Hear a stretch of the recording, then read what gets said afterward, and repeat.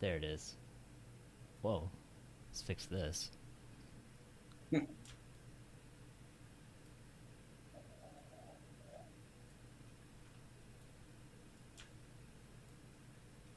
Oh my god, look at your freaking movies. Yeah, that's my Blu-rays. All the horror Blu-rays I collect. Holy bananas. I thought I had a lot of movies. I think I started in like 2007 collecting Blu-rays, and then just pretty much kept up, I, except for like last year. But I'll start getting current again this year at some point. yeah, it feels like there's really not many movies that have been out, which kind of sucks. Like nothing, I haven't really seen much coming out lately that has been worth It's wanting to all the watch. it's all the boutique stuff, all the old re-releases and reissues, mostly nowadays. Mm. There's been a couple good things though recently. All right, I think I got everything set here. It's always a pain trying to get everything Right. because it always changes. Okay, cool. Yeah, I had to install some new plugins and stuff to get this working. Now, it's always a new adventure every time I try to do this. But anyway, well, how have you been? How's Good, things? man. Good. Can't complain. Things are good. I had that coronavirus for Yeah, like a couple weeks. I didn't get too sick, so thank God. But I was other than gonna. that, Yeah, yeah, that sounds rough, man. Like, was it? Did you? I mean, you said it was it kind of mild for you? yeah. I mean, I'd say so. I had like really bad body aches. I was really dizzy, just like lots of fatigue. Yeah, And then I had like a stuffy nose, but it didn't affect my lungs or my oxygen levels, thank God. So yeah, well, that's good. yeah. Yeah, that's crazy How's when I things saw been that. going? What have I've you been up to? I've stayed away from it somehow. I've gotten sick a couple of times, and I kind of thought it might have been, but they it was came back negative. So I think I've avoided getting it so far. But I've just kind of been staying at home and doing nothing. Right. I don't go out into Yeah. public. Yeah. This last year has been weird. Really just weird. I mean, I kind of stay away from large crowds to begin with, but not being able to have the option to do so is just odd. No live music. Like everything's just weird. Yeah, and you're still in California. Yeah. I'm in South Orange County. Okay.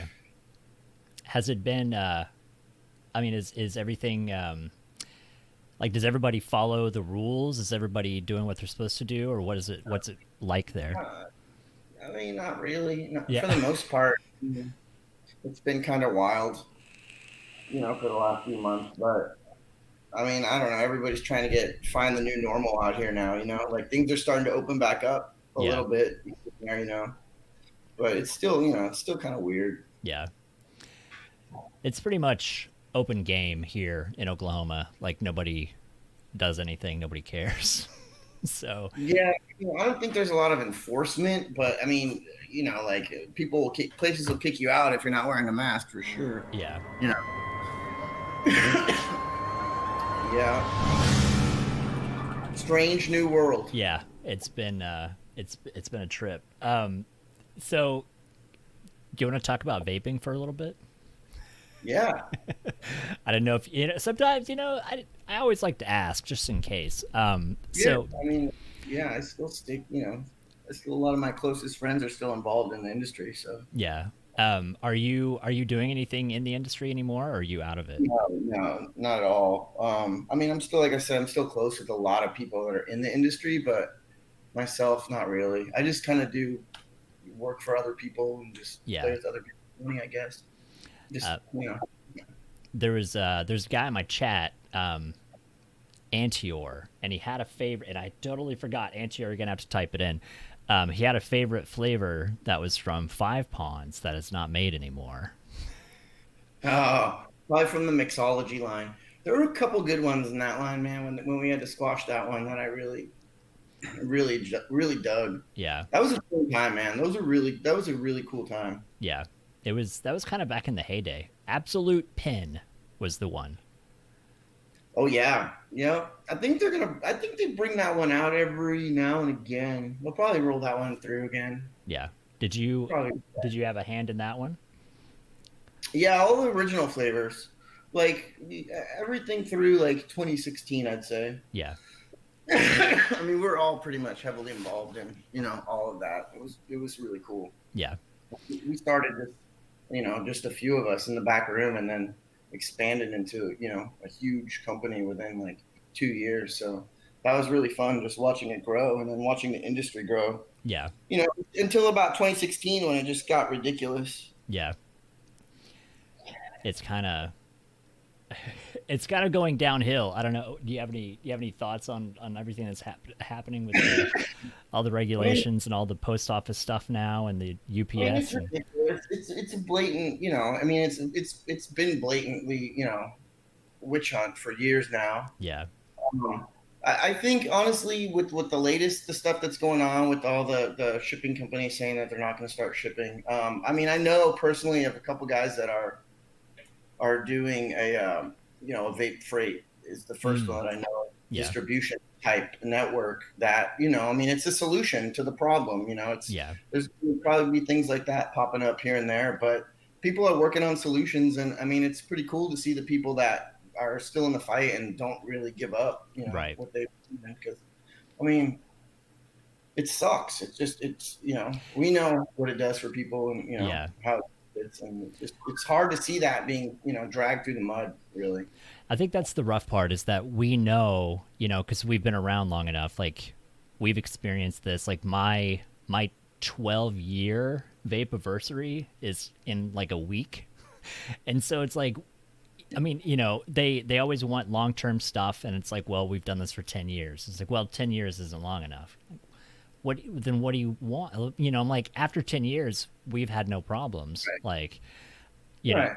something would have happened. Like something, maybe not everything would develop. Like if there's some kind of long term thing that's going to happen, I guess. But it seems like there would be a sign of something, But everybody gets like lung scans and everything's fine, and like their health is fine, and it's really weird that America is being the last to combat something like this when other countries are kind of embracing it. Like I've been seeing stuff about the UK that they're putting they moved the shops into the hospitals now, and like Yeah, yeah. I mean, I strongly believe that there will be people that end up on the wrong side of history with this, like, and who knows when. But I mean, it's like I said, been a blatant smear campaign against vaping, and it's all because of money. And everybody's already connected the dots, and yeah, we all know where it leads to with all these little, government payouts, and yeah, everything happens behind closed doors. That I mean, and eventually, I mean, hopefully, I mean, and I like to think that, yeah, there's definitely going to be people that, were wrong about, the smear, and, hopefully there's, you know, it's they been were wrong enough to feel the pain of it. But yeah, I mean, yeah, it's stupid. and I mean California has gotten it a lot. I mean, I would almost say a lot rougher than everybody else.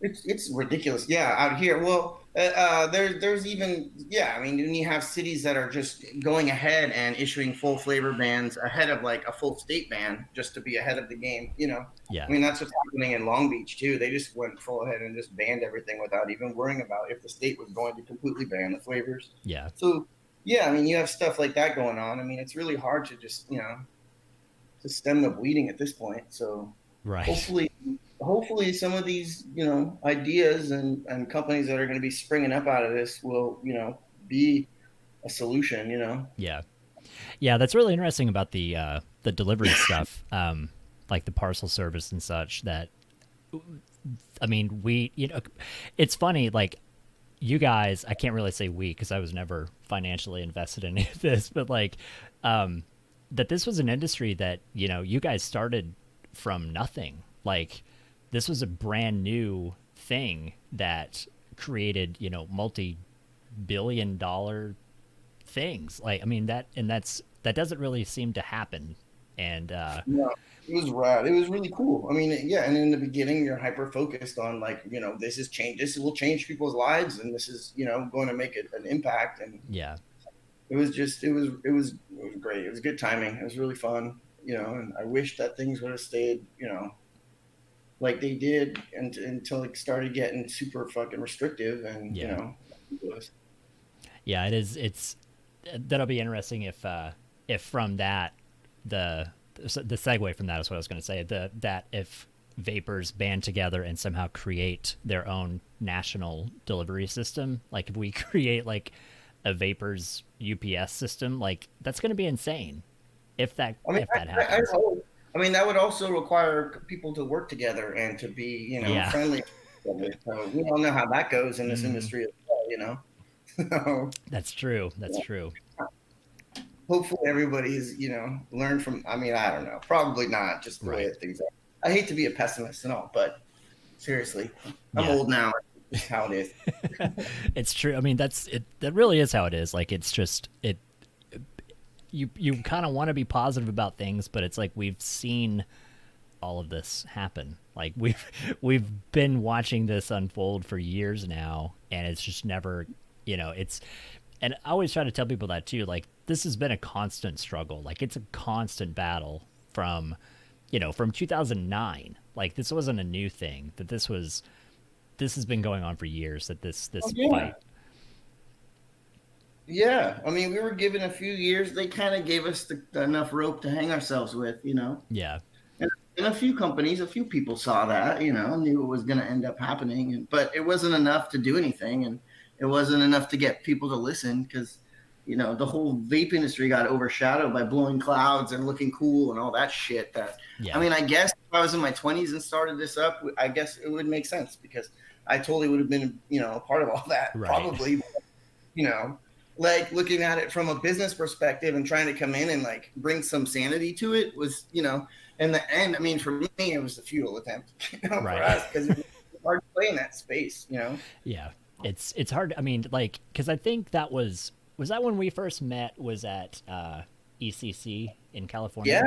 that was, 2013, I think. Yeah, it was, yeah, like 2013, 2014, somewhere around there. Yeah, the very beginning. Yeah. And I mean, yeah, because like even that, like that's one of those things that if you've never been, if people have never been, like they can't understand how insane those shows were. That it was like, you're going up against you've got people there with a table versus you've got companies that have like $1 million stage setup, and Totally. it's like, Yeah. where do and it's whoever has the most money and the biggest stage, they're the ones that are going to get advertisement. People are going to gravitate toward that, but it's like that's not necessarily what we needed. Yeah.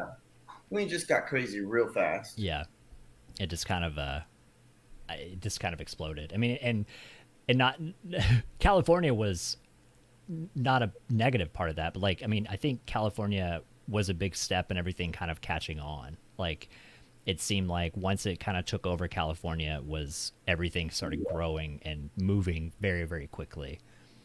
Yeah, I mean, and there were a lot of brands and companies that started out here, to begin with. So, I mean, where we were anyway, there was at least 80 different brands that were, doing business. So, Yeah, and that all just popped up within, really in a really short time frame. yeah. So what and we'll get to the fun stuff. I kind of wanted to ask you some boring stuff first. So Oh, what and plus, like some of this stuff we've never really talked about, but what got you into vaping, and like what got you into the business side of it as far as like getting into Five Pawns and creating premium so juice and such? I love technology. I just like new technology, like new stuff. Mm, I've always been like that. And then I remember I had a roommate in 2009 that came home and he had his pockets and his bags stuffed with like these disposable cigarettes, yeah, right? And I didn't see anything like that before. And it was, they were just like rudimentary, like they barely worked really. right. So but he was like, you can quit smoking with these. And at that time, like I was doing hair in a salon, and Mm, what I would do is after every client, I would smoke a cigarette, right? So if I was really busy, I would go through packs of cigarettes. It was terrible.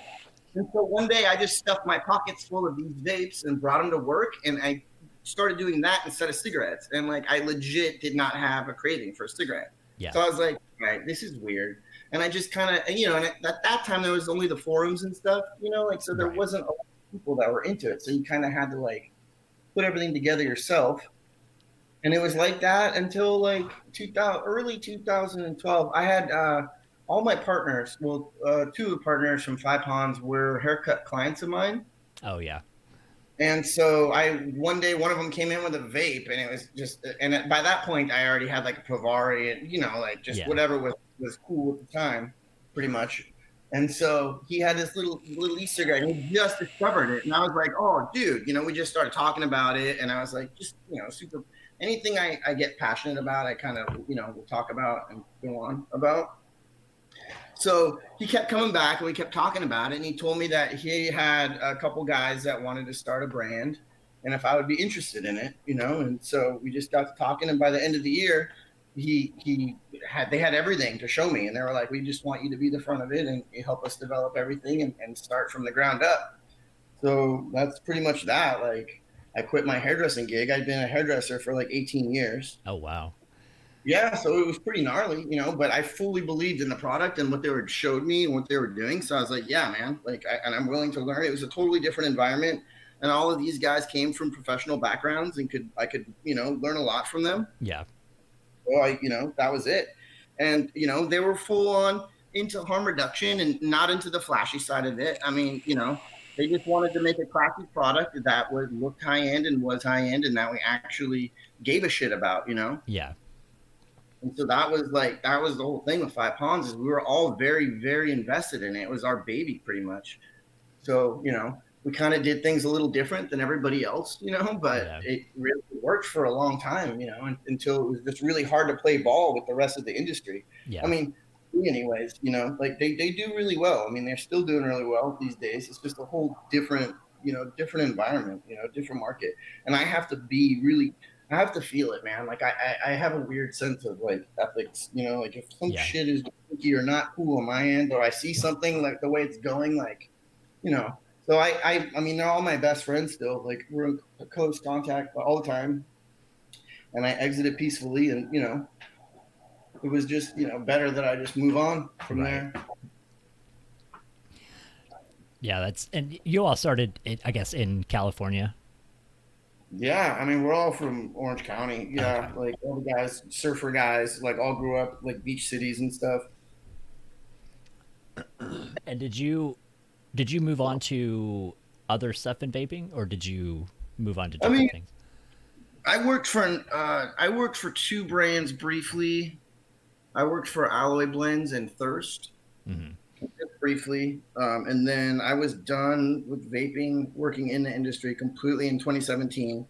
I mean, I still went to shows and stuff through through 2019, Yeah. really, you know, just because I got a lot of friends and stuff, and I like to go and, you know, support the shows and stuff. Right. That's kind of what I miss. I mean, as far as the well, it started with the regulations. You know, once the regulations started dropping, then it's like no new products, no new this and that, people blah blah blah, and so that was kind of the end of the show because it's like if there's nothing new, you know, that was kind of the reason of having a big convention or a trade show or something was for everybody to show off new products. And Yeah, when it was like there's nothing new, then everybody's like, well, there's no point in having a show. Like when right. it's all juice vendors or something, you know, it's like nobody, Right. you know, if there's no product and it was just like it's all tasting juice and stuff, and it's like, well, no one's gonna drive 1,000 miles or fly or whatever for that stuff. And but it sucks because like you were saying, that's all of our friends. Like Yeah, I yeah, don't. that was the shittiest part, really. You know, like are you there? Yeah. Did I lose you? Okay, wait, I lost you. Hold on a second. I'll find you again. But that was the hardest part for me is like losing all my friends that I cared about and I saw all the time, you know? Yeah, it's because it's like, you know, you see these people once or twice a year, you know, and it's I always say it's an interesting bond that we all made just because of like batteries and nicotine, you know, like that was our thing that we had in common. And Totally. It was great, honestly, man. When there was a time there was at least 8 shows in like a 6 month period, you know, and you yeah, knew that you'd see your friend that lived in Jersey. like in the next 2 weeks, or like you Right. just, and then it was, and then you realize, like, when it's gone, you're like, fuck. I mean, I personally don't feel that I took any of that for granted, because like that was like the coolest time of my life. Like that was a Yeah. lot of, and it was really cool, and that's been hard to Yeah, that hard to, was, and I think that, and then leading into everything that's been happening last year with all the pandemic stuff, and it's like we can't travel anywhere, like we can't go anywhere. And it's funny right, because like I went to Amsterdam with Grim Green, and Adam from Nickwood, and we went to Amsterdam in February of last year. So we went just before everything hit, right, and it's like, we talk about it, and it's been like, it's almost been literally a year now, and we still talk about it. Like, dude, we're like, because at the time, like, we're flying back, we're like, we need to do this like every year, we need to go on a trip, right, we need to go on a vacation, go somewhere else in Europe or whatever. And then we get back and it's like, we can't fucking leave the country. Like, I don't think we're going to be able to for a long time. No one is going right, to want us to come to their country because so many, I mean, like, there's a buddy that comes in chat from New Zealand, a guy I play games with, and like, they've wiped it out. And I think in Australia they've yeah, wiped it out. Like, yeah, other countries, like, it's gone. And so they're not going to risk letting some shitty American come into the country. totally, yeah, for sure. So yeah, that's kind of been the big thing for me, was all the travel stuff, and not getting to see people anymore. And and because like, because you and I, like, we live worlds apart, and so it's, like, those opportunities to go to different states and go hang out with people, like, it is something. And I don't think I really took it for granted, but I think at the time I was kind of thinking like, this is going to last longer. Like, I don't really Yeah, think about, something happening suddenly and quickly where it's like, this is going to end. And right, and it was like, I think I was in Chicago whenever they announced the regs, like in 16 or whatever it was. And like, they announced it, it was like the weekend of the show, and we all heard about it. We're like, fuck, this is bad. Like, and especially bad, I mean, for people that were involved, because it's like, I'm a tourist, but it's like all these people that have all this money invested, and this is their livelihood, and this is right, all going to change. And everything, the fight has always been terrible. And so it's, we've never really had anything going our way to, in any kind of positive way, with fighting against the government and regulations and such.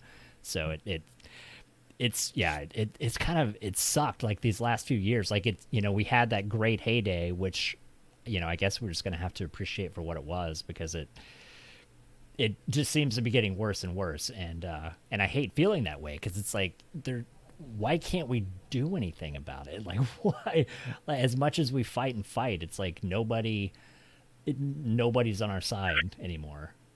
yeah, yeah. It's yeah, totally. It's cool.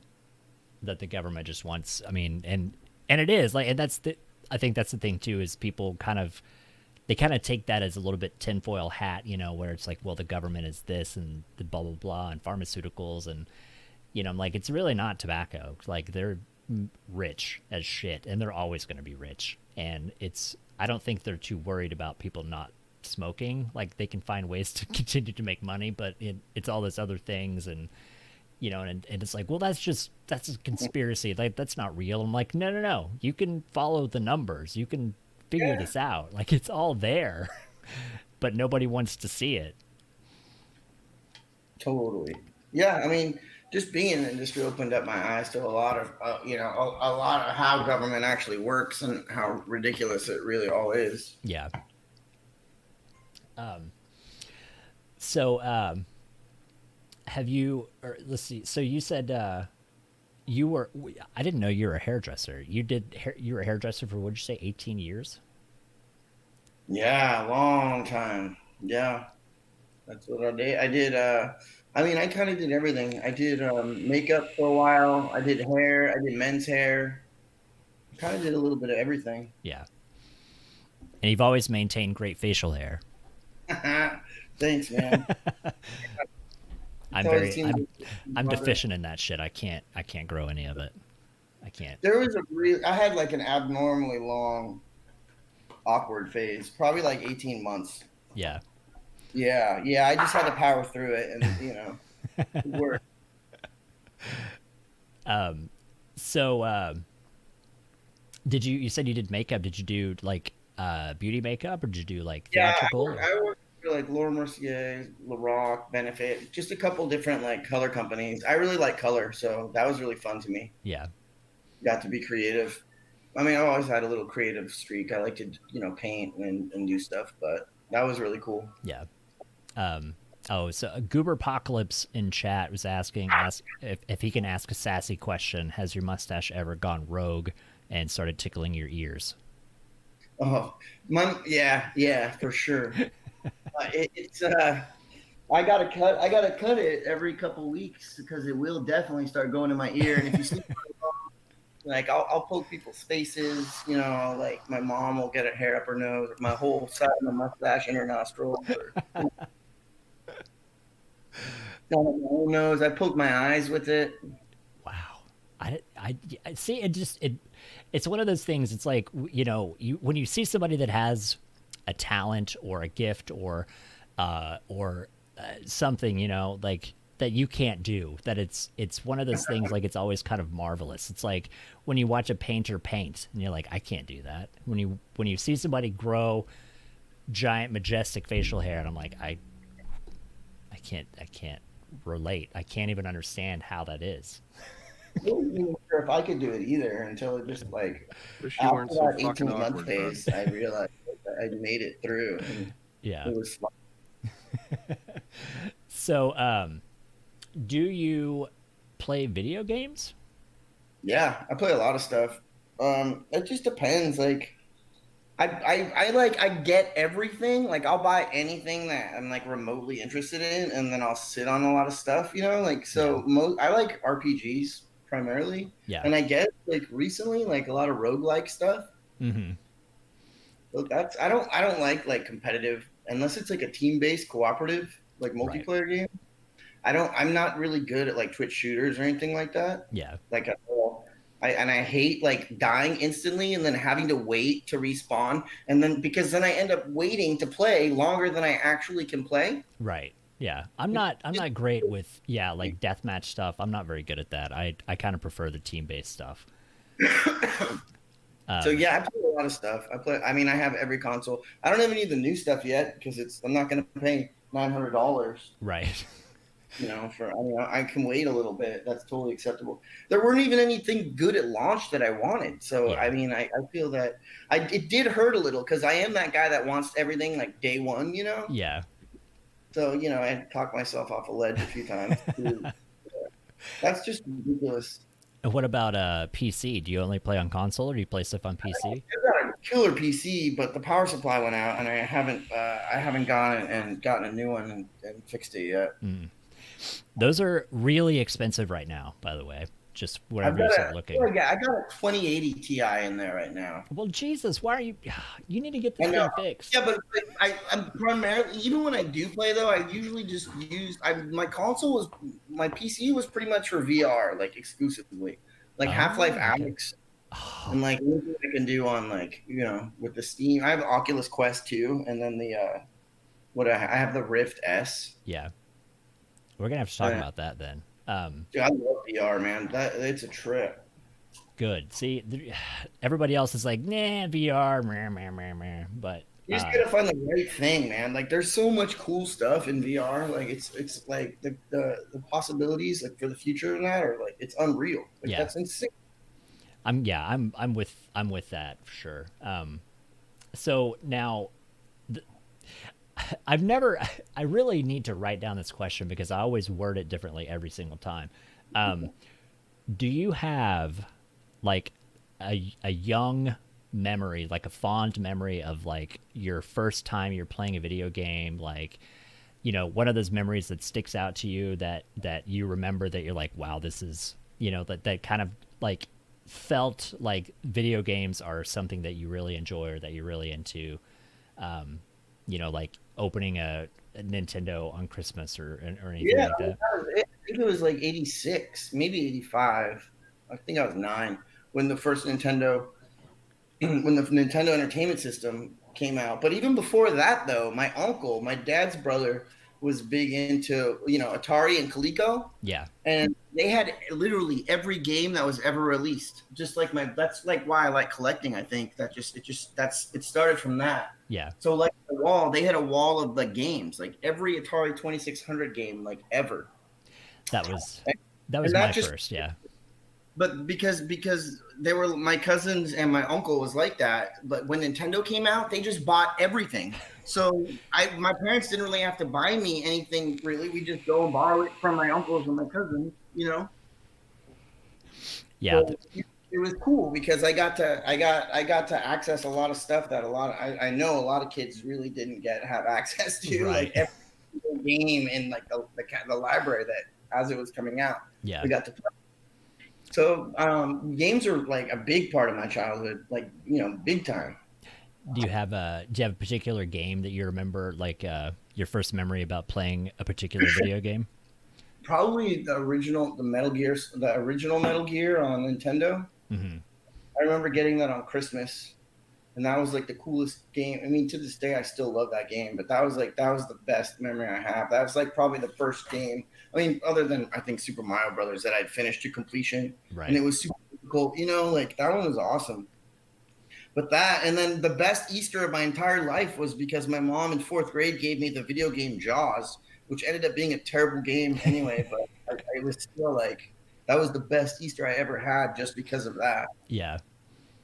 It's yeah. Those are. It's. I remember playing Atari 2600, and I remember very little about the games. Like I remember Outlaw, because you're cowboys and you got to shoot at each other and like shoot up a wagon and stuff, and like Centipede and Defender. Like I don't remember a whole lot of games from Atari. 'Cause that was early on, but I definitely remember getting Nintendo. Like that's those Christmas memories of like getting a brand new game or or getting the system and all that. And it's times like that. It's funny because it's like you could never have that again. You can never really recreate those kinds of memories. And No, and it blows my mind today. Like, do you remember, like when I was a kid, the coolest thing, even in Ninja Gaiden on Nintendo, like to see the cutscenes and the graphics were all better than like the actual game that you play, and you're like, one day we'll be able to play graphics like that. yeah, And like here now, like it still boggles my mind. yeah, And then virtual reality just adds a whole new layer to that now. yeah.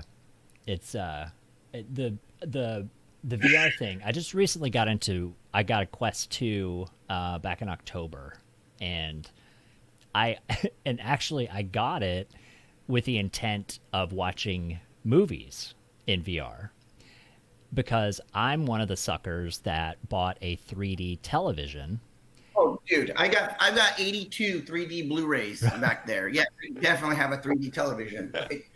Pain in the ass it is trying to find one after 2016 too, man. I'll tell you. Yeah, and so I'm like, as soon as mine dies, like I'm fucked because that's all I want to use, and so I got to looking into it, and that like found all the convers. I was looking in Reddit and found all the ways like people are basically ripping the movie and re-encoding it in side by side 3D, and you can watch it in VR. Have you gotten into that yet? Yeah. Oh yeah. I mean, I have a hard drive full of 3D rips too. But like I said, I have like over 80, I think 82 Yeah. 3D Blu-ray films from, I mean, various countries at this point. Like whatever comes. And I've realized that it's really, if a movie wasn't like shot in 3D or wasn't like Germany is really bad about this. Mm-hmm. Is they'll put anything. They'll make every movie in 3D, and like sometimes they're like really piss poor transfers. Right. Like really bad, like so you like Cabin. I bought all the Cabin Fever movies that they did in 3D. Right. And it's like it's terrible. Like it's all side by side, but it's like it gives you a headache. It's terrible. Yeah, because it seems like I guess there were not really a lot of actual 3D movies. I guess most of the stuff now that we get in America, at least, is big budget like Disney stuff or animated things. Like they put those out in 3D, but those are not shot in 3D. They're just like post processed, and so it seems like I guess there really weren't a lot of 3D Mm-mm. movies that were actually done in 3D. There's not a lot, but there's also the way that they'll even if it's not shot in 3D, if the movie is like billed as a 3D movie, they'll some studios will take the time to make sure that the transfer looks acceptable, you Yeah. know. But for the most part, like anything I found from like that's coming from another country, like the region B releases or whatnot, Hmm. if they're in 3D, they're going to be crap usually. That's curious to know because I've seen a lot on again on Reddit. Like I've been trying to become a redditor. I'm not quite there yet because those guys are really cool. But they there's a lot of talk about movies like, oh, buy them from other countries because I guess other countries still love 3D. It was just kind of in America that it died Yeah, off. I mean, I collect horror, so most of the horror stuff I get is pretty, pretty shitty from other countries. Yeah, And you have to make sure you have a the multi-region Blu-ray player that will do the 3D also. yeah. And mine it has to do 4K too because I'm really picky.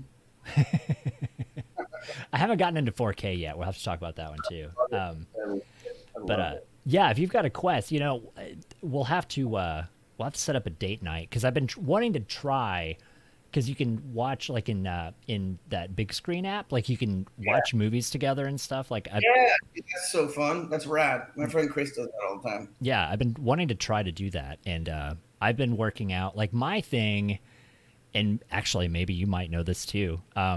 I've been trying to work out. I want to get the movie to play on my home theater and play in my headset instead of like playing them both at this, like instead of trying to push play and sync them up.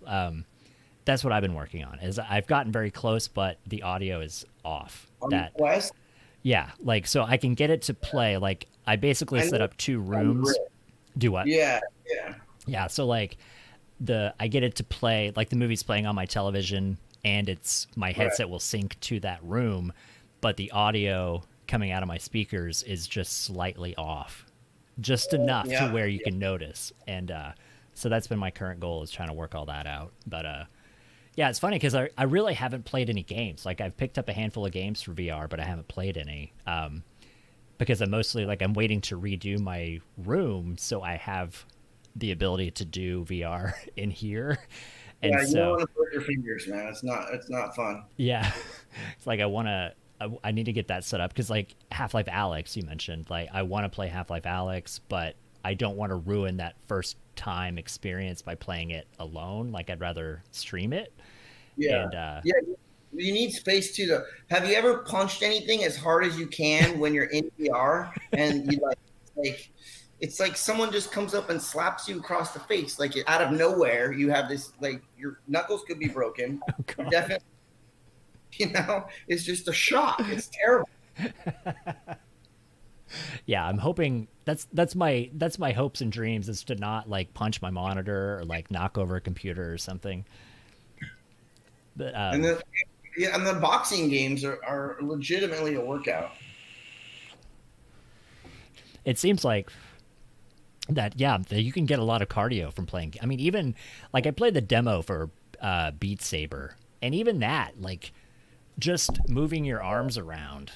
Yeah, that one's great. Dude, I got this thing that syncs with my VR. I think it's called Verzoom. But you could ride a stationary bike and input maps from Google Earth, so you could like ride down your neighborhood or whatever in like in 3D and VR in your headset. No shit, that's really Yeah, cool. but then I'm like, I plan like a 10-mile route. I get like a mile, 1.2 miles. I'm like, yeah, fuck this, dude. I actually got to ride the bike. Right, like I just want to sit here and just drive me around and Yeah, I'm like, I like e-bikes and stuff. Like I like that, but and so you said you've got the Rift as well. Do you have a preference? Do you think the Rift is better than the Quest 2? no, at this point, I like the Quest 2 because you can hook it up through the link Yeah, or do the virtual test desktop as long as your PC will run it. yeah, And then because I'll take the wireless any day over having the wires on the Rift and having to set up the cameras because I had the original Rift as well. and then you had to use the little sensors and stuff, Right, and then right. the cameras on it itself, so you didn't have to set up any like cameras. But it's always been super fiddly. Yeah. I've thought Until about like I had a Quest One as well. I love, like I said, I love the technology. So yeah.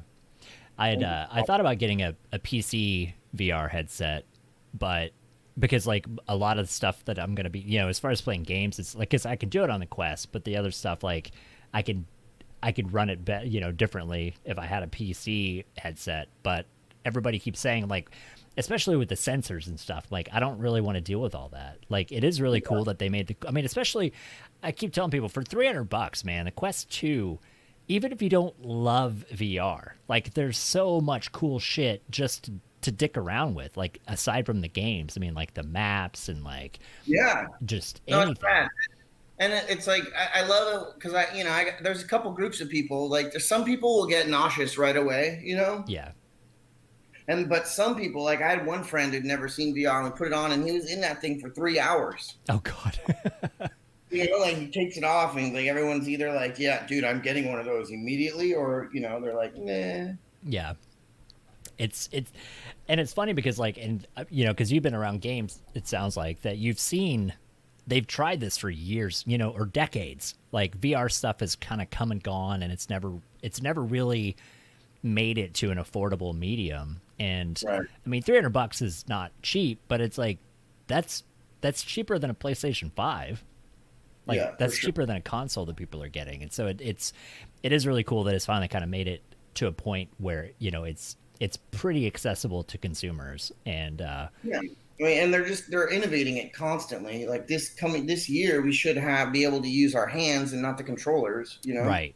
Yeah, I Which is saw they I just I put mine on the other night because I was going to watch Rogue One in 3D, and I saw that they had an update for that. I think you can use your hands in the menus instead of using yeah, the controllers, yeah, and it's really fucking weird. Like I mean it's very it messes with your brain because it when you take that headset off and you're like, what the fuck, like where am I? Like I would be one of those people. I would get like the big, like a Matrix chair, and like strap myself in and just never leave. Like I'd be fine with that. I mean, the possibilities for that in the future. I mean, it's pretty gnarly. So That VR, drones, all that augmented reality. I mean, that's going to be. yeah. That's probably going to be. You could run a business with virtual avatars and stuff. Yeah, I mean, people, especially, I do think it's funny that it hasn't picked up more with everything being so virtual now. That over 2020, everybody had to learn to adapt to do everything virtually or do everything through a camera. That VR stuff didn't really pick up. Like I mean, everybody still looks. I mean, as far as I know, like a lot of people still look at VR as a fad, just like 3D TVs. Because yeah, when those came around again, like I love that technology. I thought that was really cool. I mean, just with whatever added depth that it gave to a picture, it was cool. It was different. yeah, And then when virtual reality came around, people thought it's kind of like remember when the Wii U came out and people were confused because they didn't know it was a whole new system. It wasn't actually a Wii. It was like totally different. right. They just marked it all wrong. Like just I don't know. It's Didn't yeah, work out. and it's funny because I mean I don't know how true it is. I've heard that I guess they say video games and I think porn are the two things that drive technology. Yeah, I believe that for sure. Yeah, because no, I mean, because a business, they don't need a 2080 Ti for crunching spreadsheets. I mean, they like Right. graphic Right. design and stuff. I guess that helps, but I would be curious what the market would be like for people, for industry stuff that where they use like Quattros and Titans and stuff to do graphic processing versus the amount of gamers that want 3090s. But Right. yeah, we gotta get your PC fixed, man, because we gotta play games. It sucks though because it is a bad time for. I was saying like I built a tiny little home theater PC the other or a few weeks ago, months ago, and power supplies are ridiculous right now. Like the one I got for my gaming PC 3 years ago, I think was like $90, and I think right now they're going for like 250. Like it's insane. Prices are, I don't know what I mean just the world, I think. Yeah. Everything is just fucked. But so as now movies. You want to talk about movies or you want to talk about collecting? Which one do you want to go first? Oh, I mean, jeez, both of them go hand in hand. It's Really. true. So you know a lot more about horror than I do. um, what got you into horror movies? I mean, honestly, when I was little, my parents, because I grew up in the early 80s, so my parents just always had stuff on that was just really heavy, man. Yeah. Like, so all childhood memories are my mom taking me to the theater to see like Creep Show or what else did we see? We saw we just would watch horror films. Halloween, one of the sequels I saw in theater, Friday the 13th, Part 3. There's stuff as a 6, 7 year old, like nowadays would not really be acceptable, but it just, we just, my mom liked to watch that stuff and we just always had it around. So I just kind of grew up with a fascination, Yeah. for it. And then Fangoria magazine, when that came out when I was a kid, man, that was the best thing ever. Yeah. I my mom always tells me that she was watching the original Howling with my older sister, and I was a swaddling baby toddler, and that she was always talking about the scene like toward the end. I think like they're in a cabin and like the werewolf jumps through the wall or something, and they jumped, and she told me that she jumped and dropped me on the floor. And I never woke up. Apparently, I stayed asleep. I never woke up. But she loves to tell that story. But I think that was kind of where I kind of started too. Was they were always watching scary movies, all the old Friday the 13th stuff, and everybody's telling me that explains a lot. That I got dropped on my head. No, I didn't get dropped on my head. I just got dropped on the floor. So what's God? I don't even know where to even go. Let's go for the gold. What is your because we've talked about these movies before too. What is your number one go to for like this is the best worst movie that a person could endure? Worst? Like as far as not worst as in quality, but worst as in most depraved, violent, gory. I mean, honestly, my go-to, if you want to make people squeamish or look over and see like a really uncomfortable reaction, is Serbian film. Yeah, it still seems to be nothing that I've heard of has been worse than that. The content, like everything about that, is just grimy, man. Like it's just that whole movie is just fucked, like completely fucked. Yeah, it I remember watching it and I feel like I never blinked. Like I remember just watching the movie and then after it was over, I didn't even know how to feel. Like I just kind of stared at the screen and I'm just kind of like, I don't know what to do with my life. Yeah, I like some stuff like that. I mean, I'm pretty well rounded when it comes to that genre, but I like Gaspar No. Have you seen like Irreversible or Climax? Irreversible was good. I watched Climax was the dancing one, right? Yeah. Wait, I don't know. I know.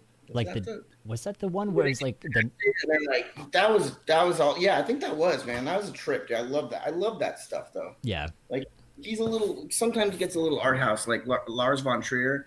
I don't like.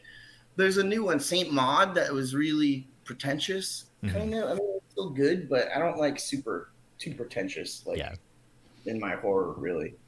Yeah, I Irreversible is really good. That was another movie because it was like I don't want to ruin it for anybody. It was like, what was the scene? Wasn't it like 10 minutes long? Like the most Yes, horrific thing. it is. Yeah, I mean, easily in any film. That and the Serbian film scene is the Yeah, hardest in cinema for me to get through. Really, like yeah, that's fucking horror. Like that's yeah. gnarly. Because Anything that makes you feel like disgust or right. like Yeah, because it's like I don't even know how to be a person after watching this. Like this is yeah, like I can't imagine being on the set like with a production crew and filming that shit, man. yeah. Like you gotta, like go to fucking you gotta find God or some shit after that. Now, what do you think? Like, so for me, and I'll answer this first. Like, so for me, people always ask, like, why do you watch? If it's so bad, why do you watch it? And it's kind of like I wouldn't really say masochistic, but it's more like what what can I watch? How much can I take of this? Like, it's kind of like for me, it's almost like pushing your own limits of like what can I watch before where's my line? I guess. Um, what do you Yeah, think it is for you? Is that I like art that makes me feel, like I right? want to feel something. So like, I like all films, like even stuff that's like, would be like super sad or like end of relationship type movies, Right. stuff that you'll watch like once in your life and you'll never see again because Yeah. it like brings up some fucked up emotion or something. Like that's what I'm always looking for is like I just like art that makes you feel. And either it's disgust or terror, which is hard to, frighten somebody unless it's like as a father now, like real world shit like that where you think about it and you're like, that's really fucked up. Yeah. Like that's Yeah. really I mean, that's what I always look for is like, I mean, and I personally, I don't watch any of the fucking, I mean, if someone shows me a clip of like one of those like cartel murders or some crazy shit, Right. I'll watch. I don't look for that shit. I don't like it. Like that's where I draw the line, dude. Right. Like real world brutality, like that shit doesn't make me happy or like Yeah. That's where that. I'm that way too. Like I can't deal with the real stuff. Yeah, I mean, I can see it. I mean, people will send me shit to see like my reaction, but like, yeah, I mean, that's fuck the way that this world has become.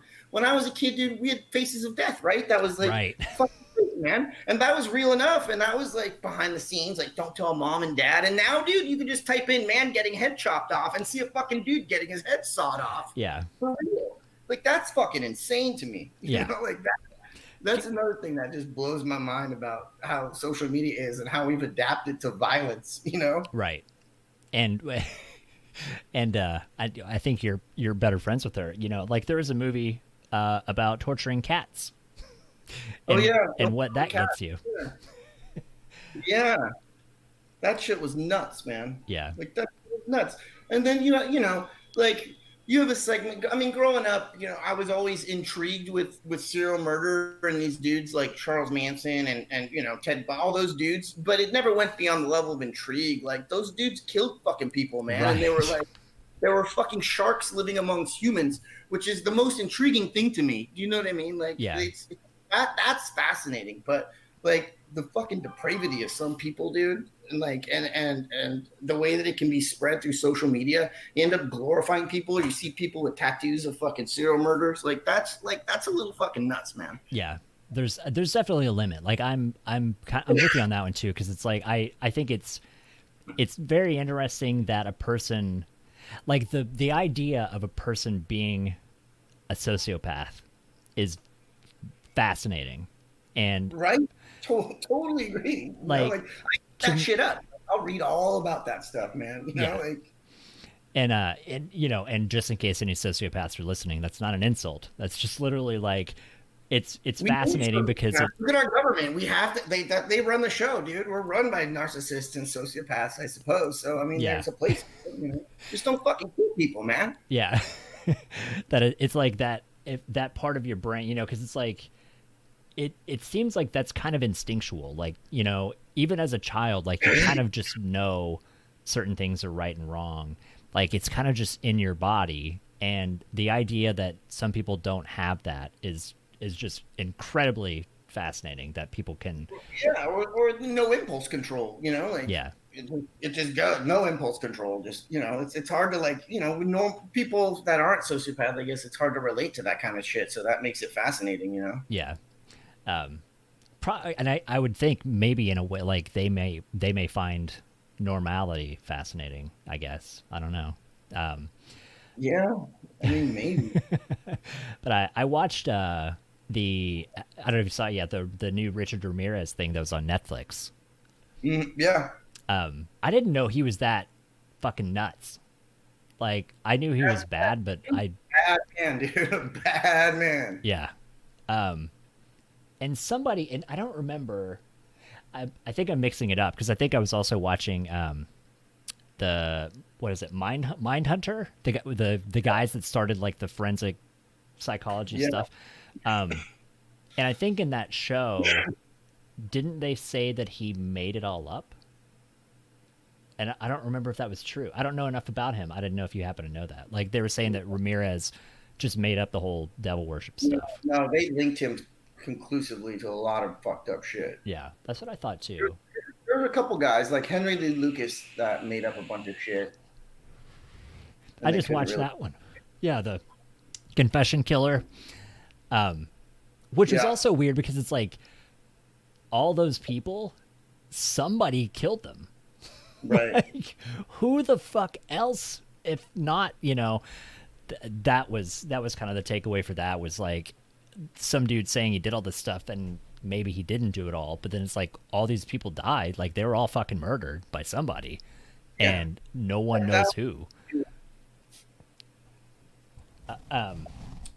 So what about on more normalized horror? What would be your let's see. So let's say a person doesn't watch horror and they want to get into watching scary movies. Like, do you have a handful of selections that people could start with or should start with as far as like what you think are segues to get someone into scary movies?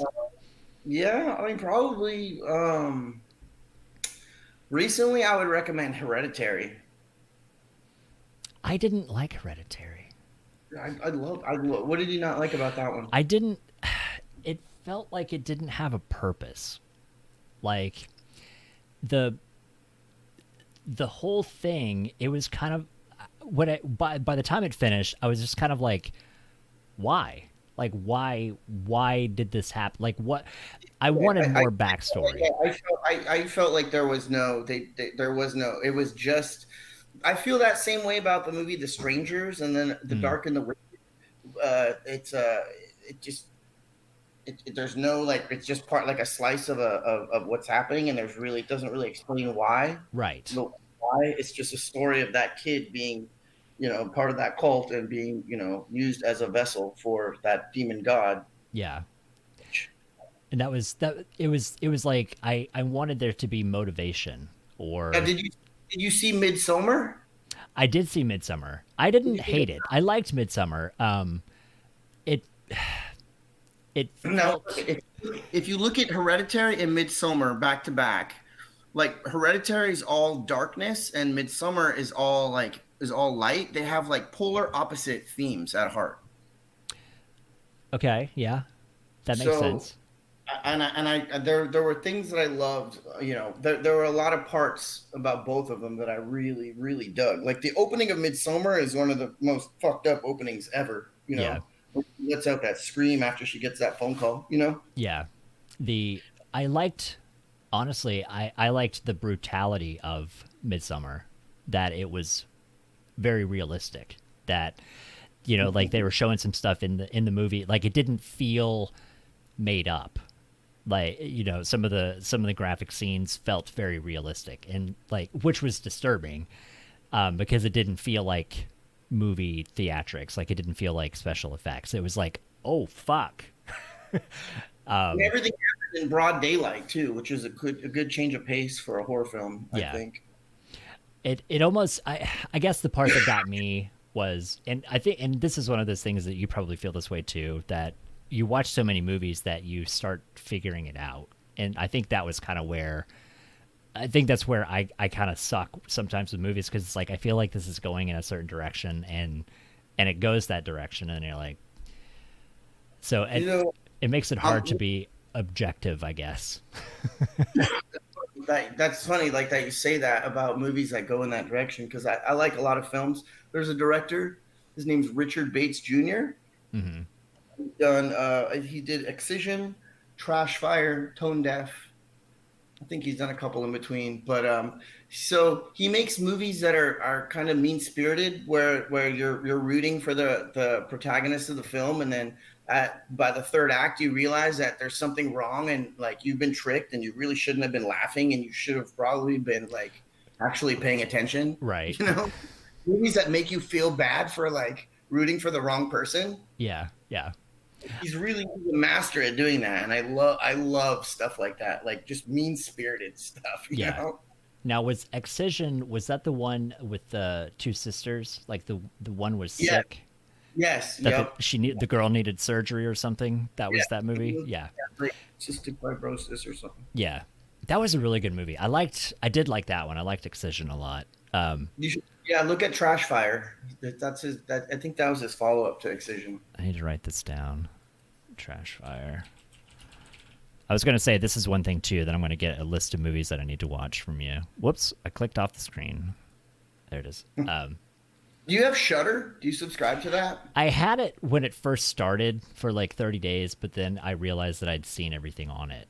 I don't know. Yeah. Yeah. Usually they have a lot. They're like really whoever curates all that stuff does a really good job because there's usually I've had it for a couple of years now, and when they update it, they usually update it fairly often. But there's usually, I mean, there's a lot of crap, but there's like 40% of it when they update is usually pretty good, and there's a lot of stuff that's like either out of print or really hard to find. Okay, I'm gonna have to check into that again then, because I need. I'm definitely running out of horror movies to watch. And well, just any movie in general. Like I'm just running out of content to watch. I feel like. So what about your top favorites, like your all-time movies that they, I think for me, it's like like Texas Chainsaw Massacre and just stuff that really hit me as a kid that really affected me. You know, yeah. I mean, in terms of current stuff, like recently, like what did I see? Dark and the Wicked, which is by I think the same guy that did The Strangers. Okay. It's kind of like The Strangers, but with like a supernatural being. Dark in the. I don't think I've. Is that streaming? Yeah, it's streaming. It's great. I love that one. I thought it was well done. Okay, I'll have to look for that one then. There's another one on Shudder. I think it's an exclusive. It's called Anything for Jackson. That's like a reverse like exorcism type movie, which I'd never seen before. That's kind of novel. It was pretty good. Okay, see, I love Exorcist movies. That's kind of my go-to. Is anything. Anything for Jackson's good. That was that was done well. And then what else did I see? Psycho Gorman. I was gonna watch that. Malice Doll. Yeah.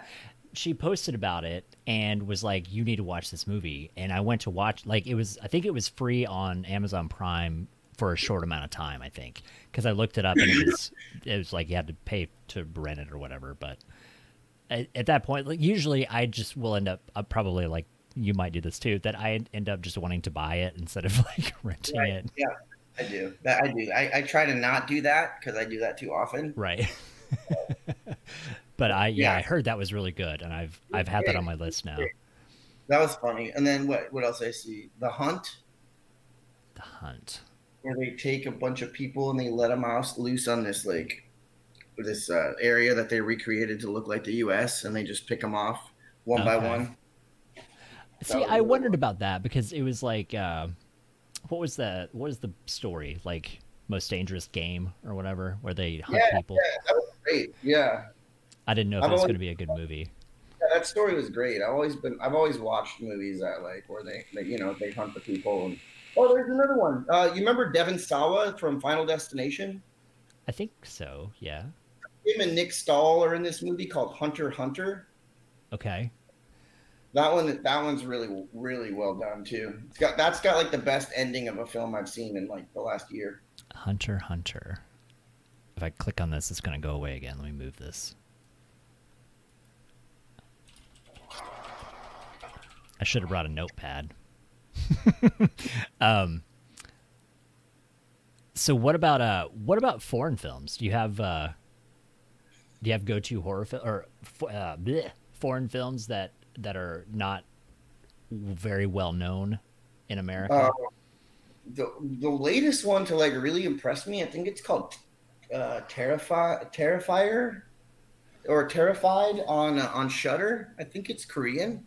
Okay, they make My great favorite. movies. For I, Yeah, my favorite of all time is Noroi, The Curse. Have you seen that? I don't think so. That's one of my favorite like foreign films of all time. I got into the a lot of the like the Takashi Miike stuff. Oh, he's great. Yeah, Yeah. and I guess he. So I was reading that he used to write children's books or something. No, really? I think so. That he wrote children's books, and or maybe still does. I don't know. And makes horrifying movies. Like his stuff has been some of the best that I've seen. Yeah. Oh, for sure.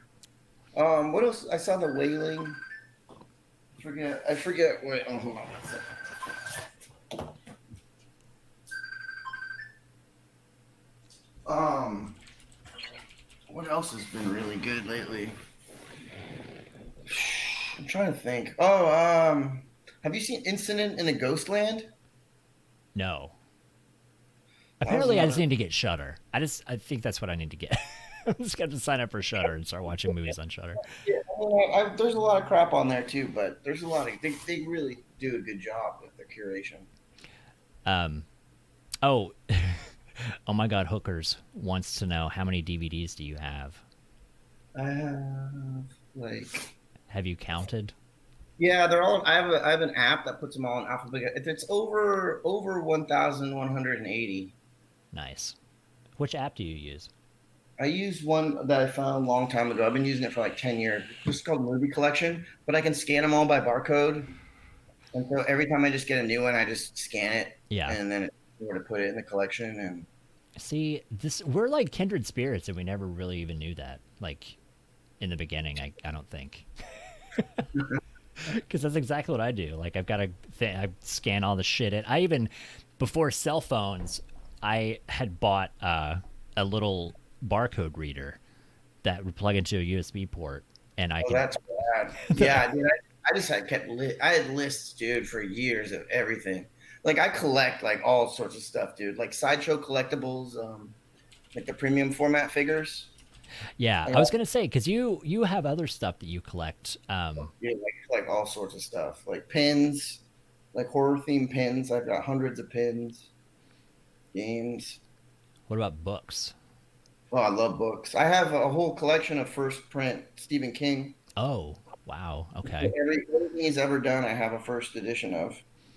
And then I have got some special runs and stuff, but I collect. I got tons of books. Like I mean, ever since like honestly, man, when I got my first Kindle, and I don't even remember how long ago that was. Like, unless it's a collectible or I'm putting it in the collection, like I'll buy everything on Kindle now or just read Mm. it. Did I was wondering about that because I. What do you? Well, let's do this in the form of a question. What do you think is the attraction for collecting in this digital age? What do you think is the attraction for collecting physical content?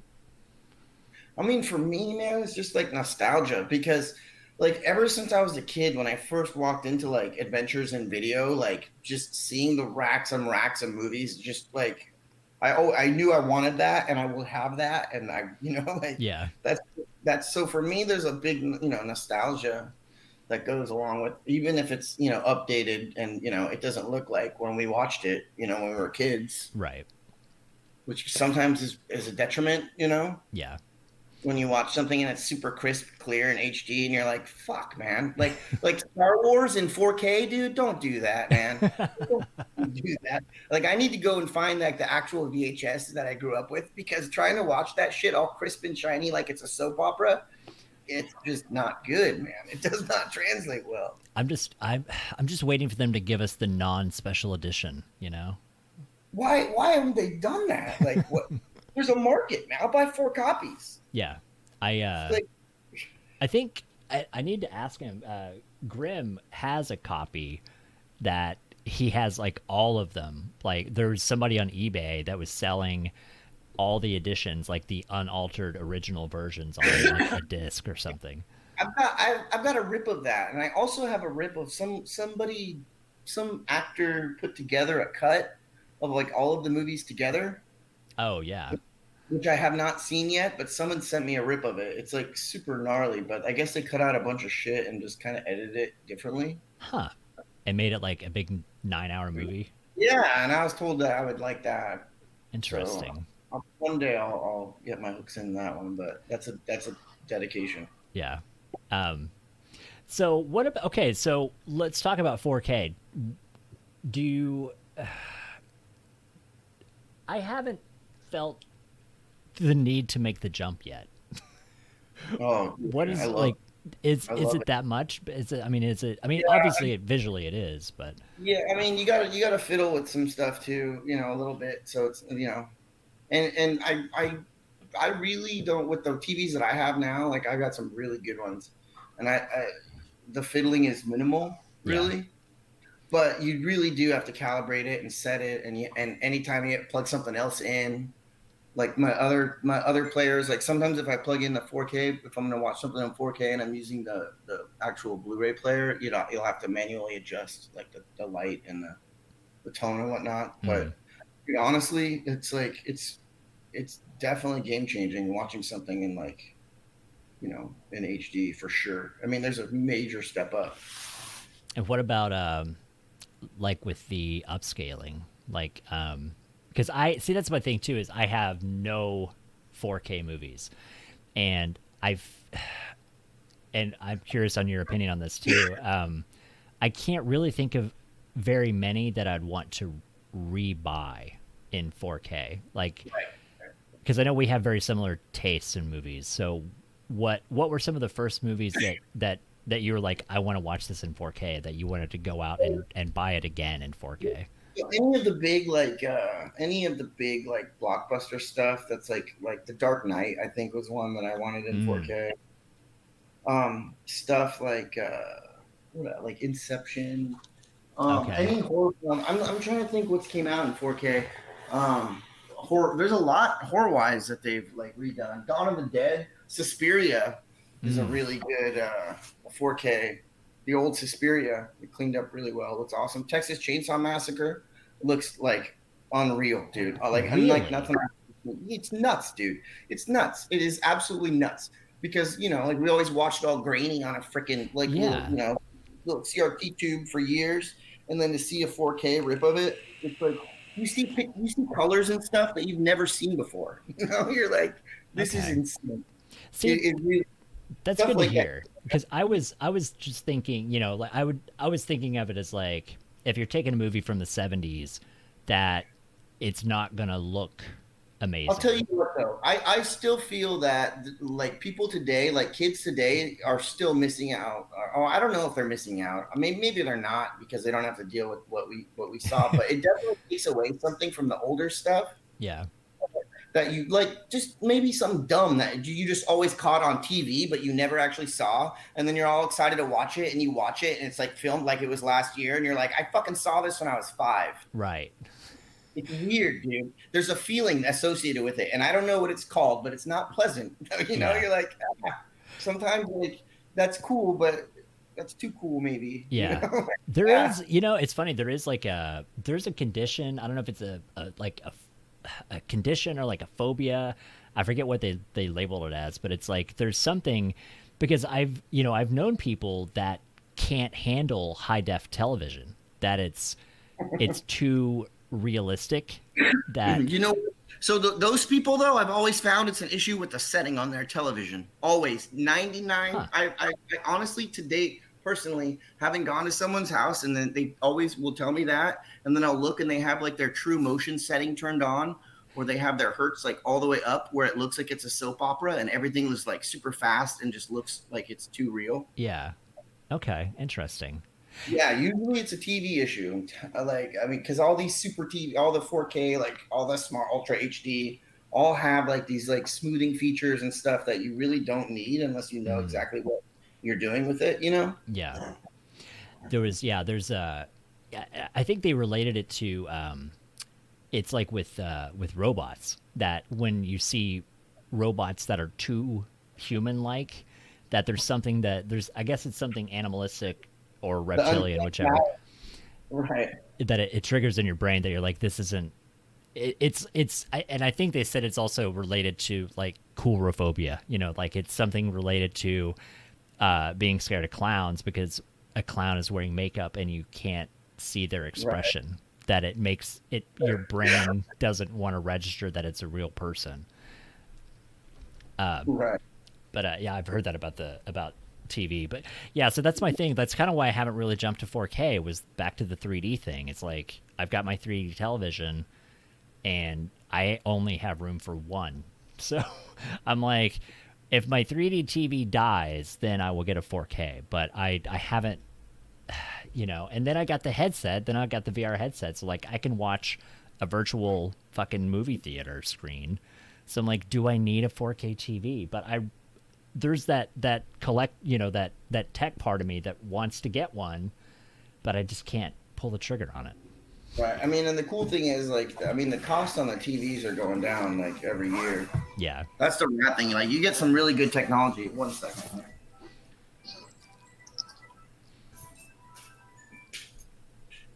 Sorry about that.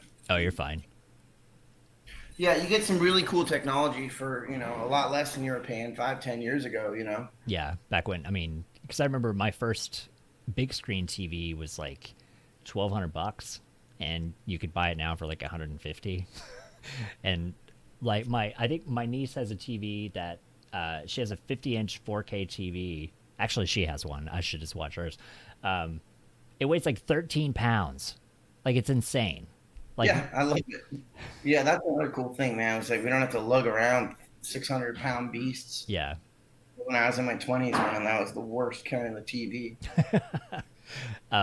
Steam Job in chat was saying Hey, 8K TVs are getting reasonably priced. Are you gonna yeah. jump? Are you gonna jump up to 8K?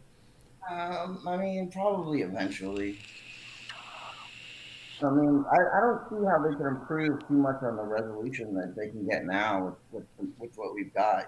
Yeah, and I think a lot of that also has to do with how close you are, like your proximity, like physical proximity to the TV. And also, what's cool is, yeah, like you said, if you're close to the TV and you're like a direct connected, directly wired, and you're not going wireless, like the streaming 4K stuff has really like improved in the last like year or so. Yeah, Because I was always like, that's why I always had physical media for 4K, because the 4K streams were like, it depended on your internet, and like yeah. you can visibly see the resolution change sometimes, so it just wasn't always there. And I hated that. That bothered me. So on the technical part of it, are you more into visual, or do you give a shit about audio at all? I mean, I don't have like the best. Like, I'll run sound bars and stuff just because I'm in a house. I got roommates, so. Oh, okay. But as far as like headphones and stuff, like I'll always try to find something that's like pretty badass if I'm just listening to it by myself. Yeah. And But I know a lot of people that go, it doesn't seem to be both though. It always, like, one of my friends has a projector, like a 12-foot projector screen, but he doesn't have like Atmos, like right.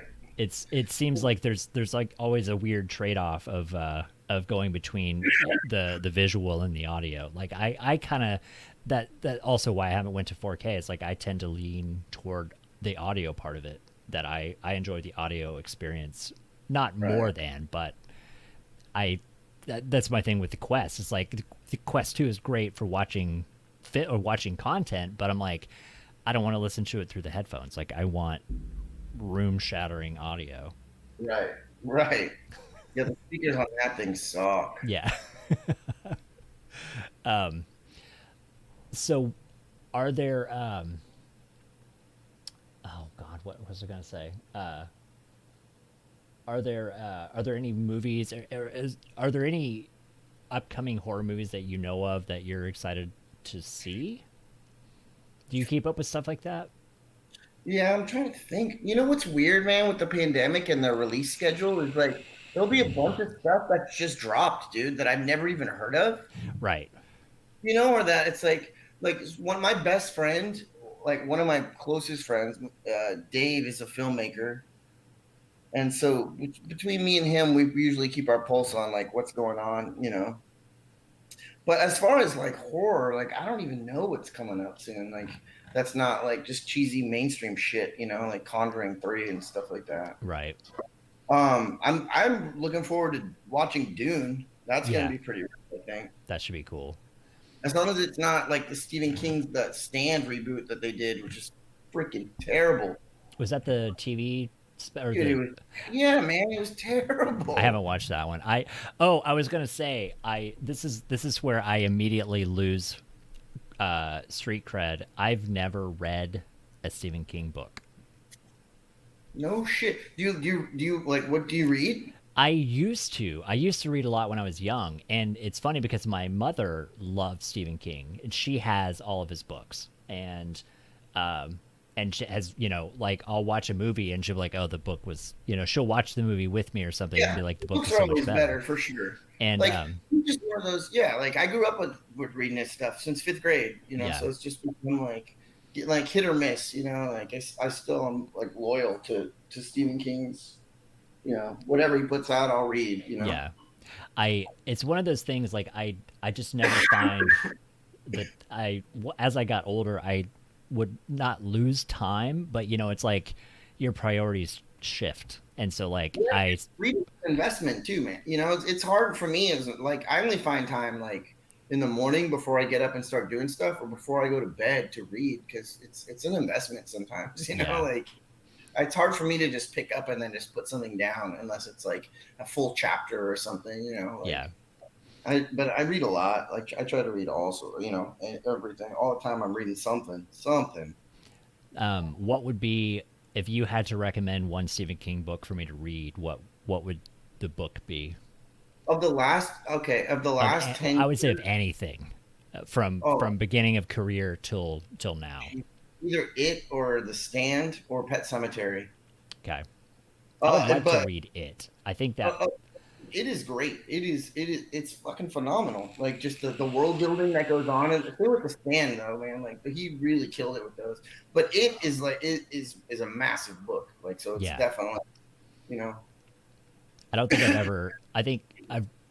Well, no, I take that back. I don't count this book because it's not really a Stephen King book, but I've read uh, Eyes of the Dragon, like the fantasy Yeah, book that he wrote. yeah, that's a good one. That's a good one. Yeah, That's yeah, that has still has a lot of Stephen King to it. In the last 10 years, like he's been really hit and miss.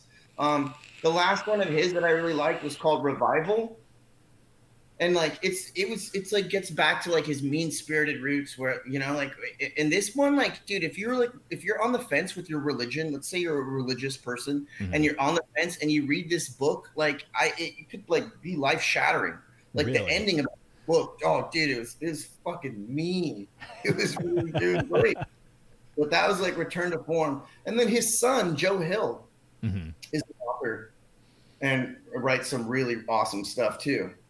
Because yeah, I was thinking, wasn't the Eyes of the Dragon? I think he wrote that for his kid or something. Yeah, he wrote that for his kid. Owen Hill and Joe Hill are also or Owen King and Joe Hill. But I don't like Owen King's work. I don't like anything he does.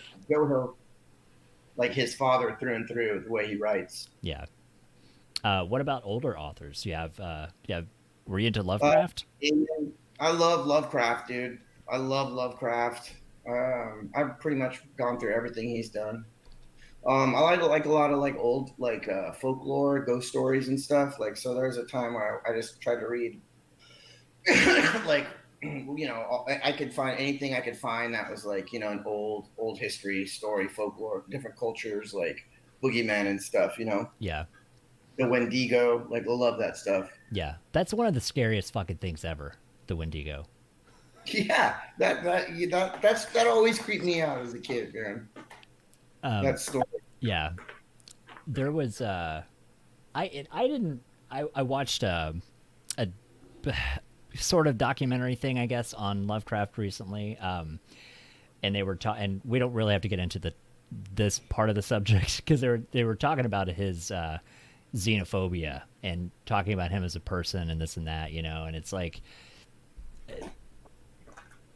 but they mentioned he was friends with Ambrose Bierce, that was a poet and sci-fi writer, and I didn't realize that they said Ambrose Bierce fucking disappeared off the planet. Like, he walked into a field one day and disappeared. That's weird. I didn't know that either. Yeah, and it was like he had a story that was about that. Like, he had a very similar story that he had written, and that apparently that happened to him, that he just disappeared one day. That's a trip. Yeah. I've read a little bit of Ambrose Bierce's stuff. It's one of those, like, I tried to dabble in some of the, like Lovecraft's friends that wrote Lovecraft or Cthulhu Mythos stuff, but I never could quite get into their stuff as much as Lovecraft.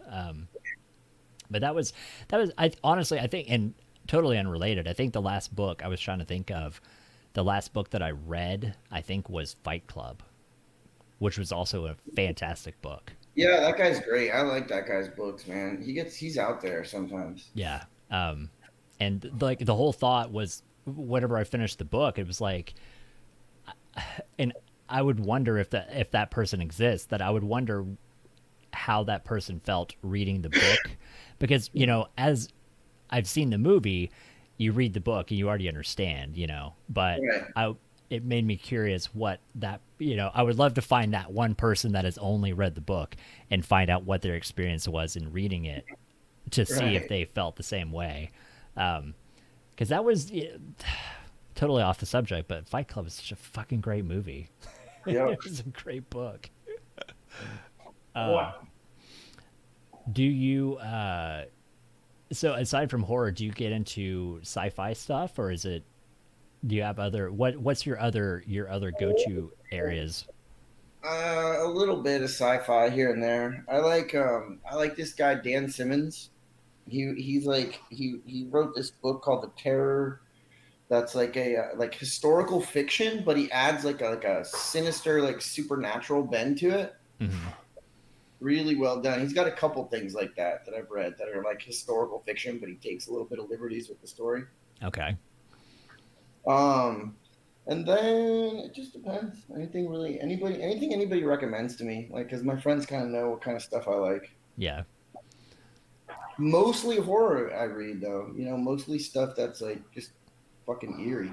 Yeah. It made me think of it because I was looking at the giant sharks behind you. I didn't really ask, like, we talked about like your go-to favorites. Do you have like one, like, sometimes, like, for me, I collect Nightmare Before Christmas stuff. Oh, Jaws. Because Jaws, like, dude. I got like sharks. Yeah. Oh yeah. I got all sorts of stuff from Jaws. I thought that might be it, since I saw the sharks back there. What else? Texas Chainsaw Massacre, like Leatherface stuff. Mm-hmm. My cousin did get. We went to a convention in Texas and met Tom Savini, and my cousin did get one of his custom, $200 Leatherface masks. Yeah, those are awesome. I don't really. It's funny though. As saying Nightmare Before Christmas out loud, I'm like, I collect things like a teenage girl. Like, I don't really have like. I have a shitty. What's the box? The Hellraiser box. The puzzle box. Oh, the Element configuration. Yeah. I have one of those because I bought the. I don't know what I did with it. I put it somewhere. I had to put it away. I have a skinless Frank mask. I don't know if you ever saw the pictures of it. One of the big silicone hood things that are super expensive. I've seen you wear that before. Yeah, like they're really expensive and really uncomfortable. But I bought that, and I bought one of the Lament configurations to go with that. But I was just thinking about that. Like, I don't really have like a go-to thing that I collect from scary movies, but I don't even. I still think though, maybe because it's a little bit. I guess it's a little bit abstract because I still I think Exorcist is kind of my go-to. Like, as far as movies that will still scare the shit out of me, and I enjoy Exorcist movies more than others, I guess, because it still has that sense of reality. Like, this is still a questionably real thing, and I think that's terrifying. Yeah, that one. Yeah, I mean that one's always been hit or miss with people for me over the years because if they don't believe in anything, then it doesn't really, it's not scary to them. Right. As a kid, though, that yeah, growing up, like that movie was terrifying.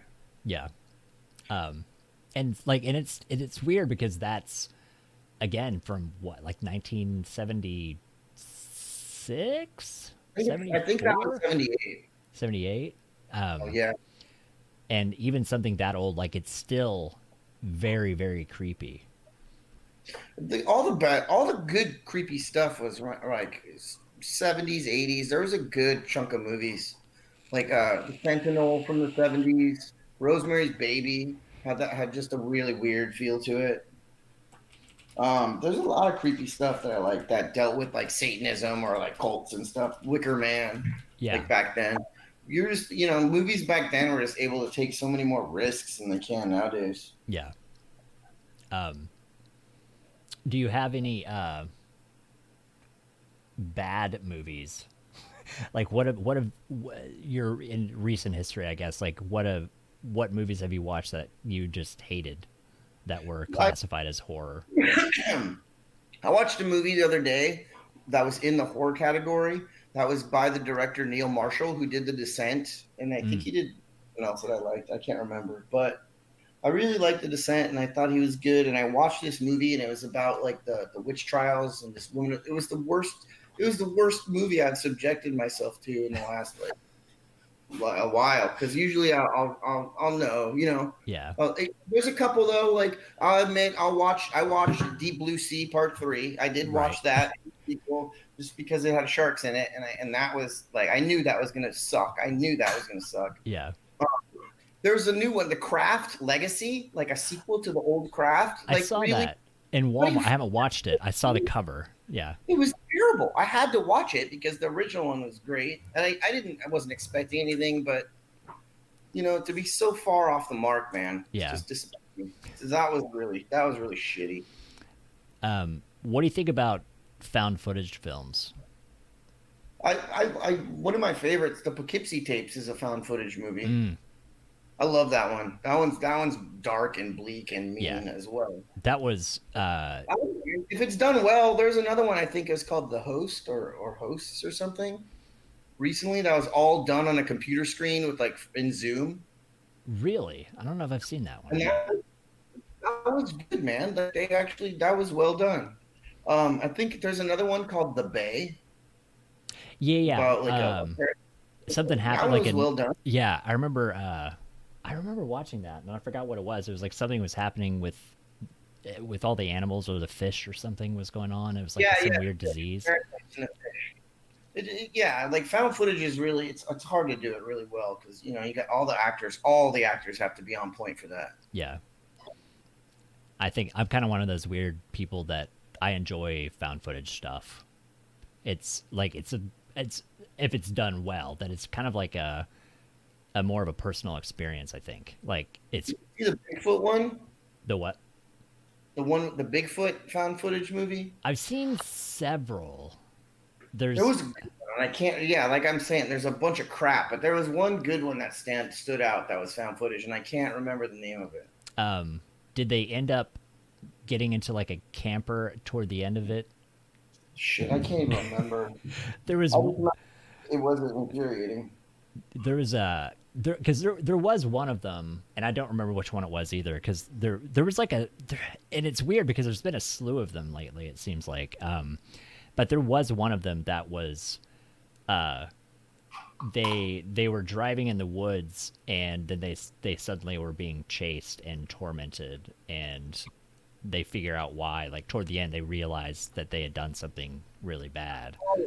If it exists, it might be exists.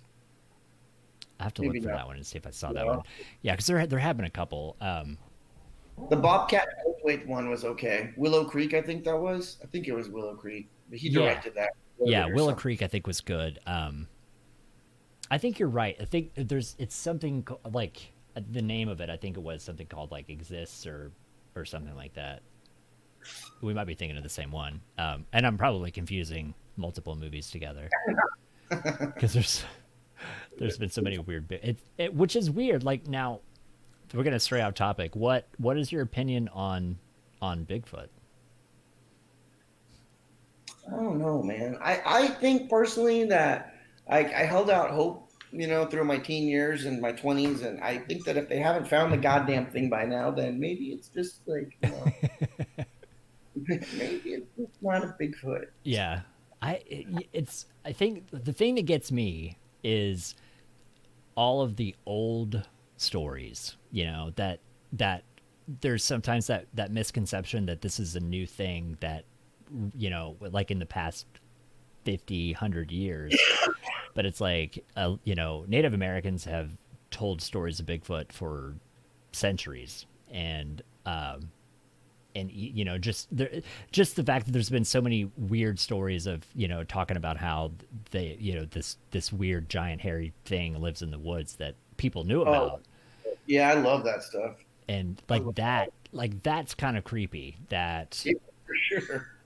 that it's like I think but then it's like I find this, I'm getting ahead of my words. I find this weird frustration that we talk about ancient aliens, or we talk about UFO sightings from the 1200s and stuff like that. That it's like, oh well, these people didn't know, and like, and in Egypt, that they would talk about stuff like ancient Indian culture has stuff about the flying vimanas, that their gods traveled through these spacecraft and all this.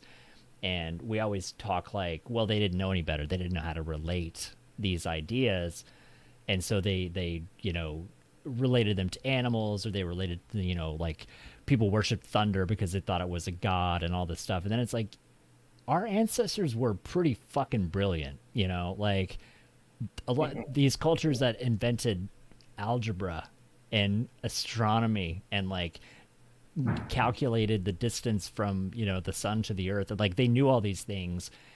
And then on the other hand, when we talk about mythology, we're like, well, they were just dumb. They were just writing stories. They didn't know what they were talking about. Like, I find that weird frustration there, because it's like, on one hand, we give them so much credit, and then on the other hand, it's like, well, they just made shit up. And I'm like, I don't, I believe in just about anything. And so it's kind of like, I still tend to believe that a lot of these stories of mythology and stuff were probably telling some kind of truth. I Oh, don't know. no doubt. Yeah, for sure. I mean, some of that stuff. But yeah, I mean, that stuff is fascinating to me too. I love it. I want to believe for sure. Yeah. We'd never had that all too serious where do you fall in the paranormal conversation. So I was curious where you, um, yeah, like I don't, I don't know about, it's funny. Like I like to entertain the idea, like you've probably heard about the whole idea that the Queen of England is a reptile, that Yes. like Totally. I, and it's funny, but like most normal people would think like that's ridiculous, that's insane. But I'm on the fence about, like, maybe not necessarily the queen, but the stories about the reptilian people. Like there's a lot of Dude. logic behind it, Yeah. Yeah. Totally. I have a friend that, yeah, for sure, that can talk for hours about that stuff. um That it yeah, like it's one of those things, like it makes so little sense that it almost makes sense. Like it's such an absurd idea, but you're like, you're fucking right. Like all the symbolism and stuff behind serpents, and this and the like artistic depictions of the devil and all these things, that they all look so very similar to what these reptilian creatures are that they talk about, that it's like fuck, maybe they were. Maybe there was a weird race of lizard people that were tormenting early humans. You know, I don't know. What do you do? What's your wildest conspiracy theory that you subscribe to? Honestly, man, probably that UFOs are already here and they're in the ocean under the water. I don't think that's far fetched though either. Like No, that's man, dude, seriously, there are times I just look at like there's a guy that I follow that photographs deep sea underwater creatures, and like really, man, if we're looking for fucking aliens, dude, like look at that thing that they just pulled up from yeah, 5,000 feet down. Like that's a fucking alien, man. yeah. Like that's insane. But I mean, I was with my best friend in high school, and we saw what we can only consider to be a UFO, and that has never been able to be explained since. Really? What did you After that, I definitely believe in that stuff for sure. what what was it that you saw? Like We were what? on Coloring Island, and it was a green glowing light that like just like I caught the tail end of it and came out of the cabin that we were in, and it really freaked him out. It freaked him out good. I mean, Yeah. to the point now, like 30 years later, we're still talking about it. And I think they say that in some of the documentaries and stuff I've seen that people talk about things like that. That it's like it's something is not right about it. I guess like you have that feeling of you see it and it everything in your body tingles or whatever that you're like Yeah, this is not yeah, unless someone's been through it or knows exactly, like it's hard to explain that because you can, you want to easily explain it away, but like I mean, over the years he's done a lot of research and talked to a lot of people, and a lot of people saw it that night. So yeah. it was definitely something weird. So was that after it happened, was that something like did you try to convince yourself that it was something else? Like did you go Oh, through that struggle of like it freaked him out. I mean, we were kids, we were 18, mm, 17, 18. And yeah, no, it freaked him out big time. Like, I mean, we called and see if there were any satellite. We found out we had like camp counselors try to figure out what it was. You know, it was super strange. hmm. um what kind of dog do you have? Golden Retriever. This is his favorite thing to do when I'm on the phone or talking. Best man. I got a cat too. They're best friends. They're amazing together. Come on. I have my cats and my cats are jerks enough. I love dogs. I just don't want to own dogs Oh man, because she's great. it's so much like there's so much more work than cats. I feel like I don't know. It is. It definitely is, man. He's great. I can't picture my life like before him though now, so it's Yeah. pretty rad. He's rad. So what do you see yourself getting into? Like, do you have any upcoming anything? Is there you have anything upcoming that as far as business ventures that we should watch out for or Yeah, I'm making a movie. My buddy Dave, I told you about, the filmmaker, has finished a script, and we're gonna do it ourselves. Me and him are gonna handle all the production work, nice? and script's already done. He's gonna come and stay here with me for the next like I think month or so, Yeah, while we just get out and get it done. We do location scouting tomorrow, cool. and then we'll start filming it like pretty probably in the next couple of weeks.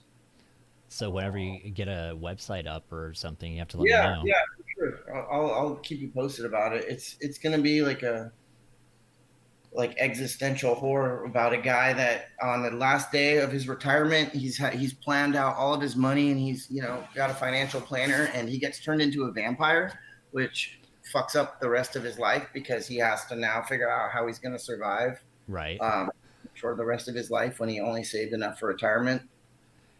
That That's the basic story of it. that's a very clever idea. Yeah, my buddy's pretty smart when it comes to that stuff. So I mean, because you don't think about. I mean, I get like in vampire movies, like you think about these people that have been vampires for centuries, and they lived in different times when it was like you could, if you exist for centuries, you could amass enough money to be well off now. But it's like I guess I haven't really thought about that. Like if you're suddenly going to retire and you have everything set up for now, like what do you do if you become a yeah, vampire? yeah. That's his problem. That's a yeah, no, that's a that's a really cool idea. It should be fun. The script is really fun. Do you have a do you have all your people picked out, or do you just have Yeah, a I think for the most part, so there's just I think four main actors that we have in it, and then we have like I think 7 or 9 voiceover roles. I'll see if there's any of the voiceover roles if you're interested. We can get you involved in it too. I mean, I would do a voiceover. All right, look, Absolutely. I'll check with Dave when we meet up tomorrow. We have a production meeting tomorrow, and I'll see what we've got filled. But Yeah, man. Yeah, if you have something for me to do, I would definitely be down to throw this voice into it. yeah, yeah, it's gonna be fun, man. And then from there we'll just see because he's got a lot of friends, like I said, like genre directors and stuff that he Mm, knows from his time in the industry. So we'll see where it goes. I mean, we may be able to get funding for something else further down the line, but he's yeah, got a bunch of stuff that ideas that we can do that are attainable. So yeah, that's really cool. I mean, and you're in the right state for it. I think, right? no, for sure, for sure. Oh, Steam Job was saying Elizabeth Bathory. Wait, oh, Queen Elizabeth, not Elizabeth Bathory. I read that as Elizabeth Bathory was his 15th cousin, 10th cousin. That's wild. I read when I saw Queen Elizabeth. Like you can go with the ancestry, you can go back and look at like all the craziest stuff. Hold on 1 second. Have you done that? Have you done the DNA, the ancestry.com thing? I haven't. I've I've been on the fence about it. Like I don't necessarily think that there's a conspiracy that they're going to steal my DNA and do nefarious things with it. I I've I honestly though the partial real world concern is that I guess they said that they and maybe it's a little bit too much tinfoil, but it's like they could use that for medical history. That if they find out that like you have some horrible thing that's wrong with you, they could use it as like a pre-existing condition and not treat you for things like that. Like that's kind of been my only mildly mildly conspiratorial concern about it. But I've really Right. wanted to get into it. Have you done yours yet? My dad, when my dad retired, like that became like what he does. His hobby is delving into our family history. So he's like mapped out on both sides, my mom and his side, like to like the 1300s or something insane, Oh like wow. absolutely insane.